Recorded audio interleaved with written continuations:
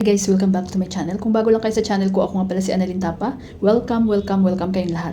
At kung hindi pa kayo nakapag-subscribe, i-click nyo lang ang subscribe button sa baba at pag-click nyo na rin ang bell notification para ma-notify kayo sa lahat ng mga videos na i-upload ko. Kung bago lang kayo guys sa aking YouTube channel, nag-upload ako ng mga video tips, video tutorial nang sa ganun ay mai-share ko ang kaalaman ko sa kapwa ko YouTubers, lalong-lalo na sa mga baguhan. Hi guys, sa video na ito, i-share ko sa inyo at ito yung part 2 kung paano ba gumawa ng YouTube thumbnail at kung ano yung apps na maganda. So, ang apps na maganda guys sa paggawa ng thumbnail, ang may recommend ko is Canva. So, ito yung itsura niya. Pwede siya sa Android guys, pwede siya sa iPhone. Ang gamit ko always is Android. So, kapag hindi nyo pa na-install ang Canva, i-install nyo na at i-open natin. So, kapag bago lang kayo sa Canva, so mag-sign up lang kayo guys gamit ang inyong mga Facebook or Gmail. So, ang gamit ko is Gmail. So, tapusin yung video na ito guys at isi-share ko rin sa inyo kung paano ilagay sa inyong mga videos. So, medyo mahina yung net ko. Wait lang guys. So, dito na tayo guys sa loob ng Canva. So, dito, what would you like to create? So, thumbnail, YouTube thumbnail. YouTube thumbnail. So, ang ganda ng Canva guys. Napakarami niyang mga templates na magamit nyo para sa paggawa ng thumbnail. So, piliin nyo yung ano guys, piliin nyo ang walang crown. Pero halos lahat naman guys is, yan may crown. So, hindi yan siya free. So, don't worry, napakaraming free. So, depende guys sa inyo kung ano yung ano nyo, content. Helping businesses grow smarter, mga tutorial, how to create positive energy, ayan.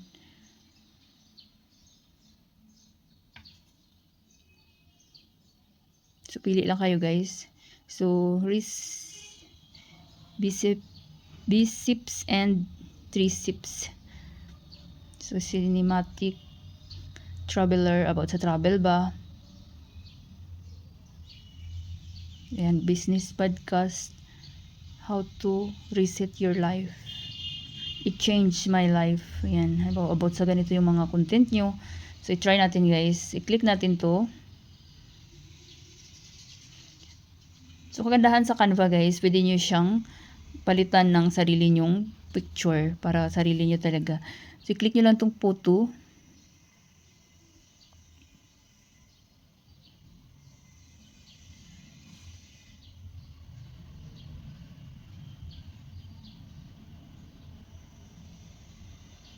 Then, i-replace nyo lang siya guys. Replace. So, maghanap lang tayo dito ng sarili nating picture. Sa bawah ito. So, ayan na siya guys, di ba? How to reset your life. It changed my life. So, di ba? So, kagandahan dito sa Canva, pwede niyo siyang palitan ng sarili nyong photo. So, i-save natin. Nakikita niyo itong arrow. So, kagandahan sa Canva, ang bilis niya rin ma-save. Save as image. So, preparing your design. So, automatic na yun guys na ma-save sa ating mga gallery. Yan. Then, exit lang tayo. So, i-check natin guys kung na-save sa ating gallery. So, yan na siya guys. O, diba? So, maghanap pa tayo dito guys ng halimbawa bago natin ilagay sa ating videos para mayroon kayong mga ideas. The Untold. My mystery. So, what, why, don't do my mistake. So, napakarami guys. Basta piliin nyo lang yung ano guys ha, yung walang ito crown. So, about sa exercise yung inyong mga videos. Ayan. How to grow your social media. Kaya na bahala mag-explore guys.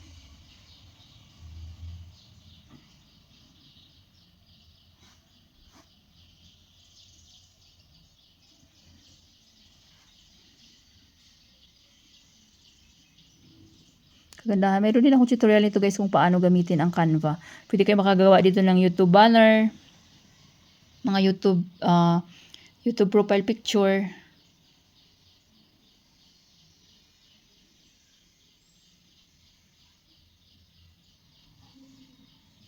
Yan, scroll lang kayo kung ano yung clickbait nyo na nararapat sa inyong mga content. About exercise ba, about food, about tutorial, travel. So, ito maganda din to. Halimbawa, wait lang guys. Ito maganda din siya. Simple lang. So, ito, bawa about sa mga social media, kung nagtuturo kayo paano mag-grow para sa social media. Yan. So, i-click natin itong photo para palitan natin. Then, select.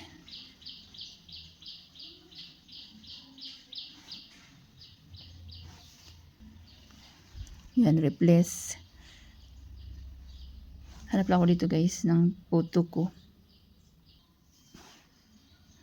Bawa ito.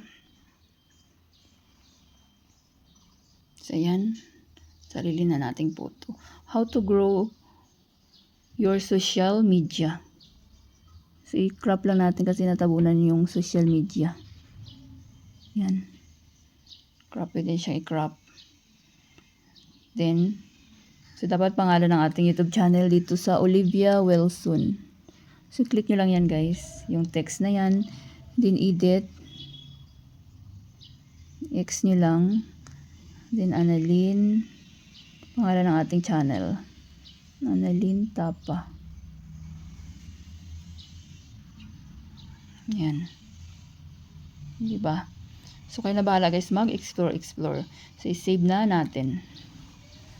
Save as image. Yan. Preparing your design. So, napakadali lang guys ma-save.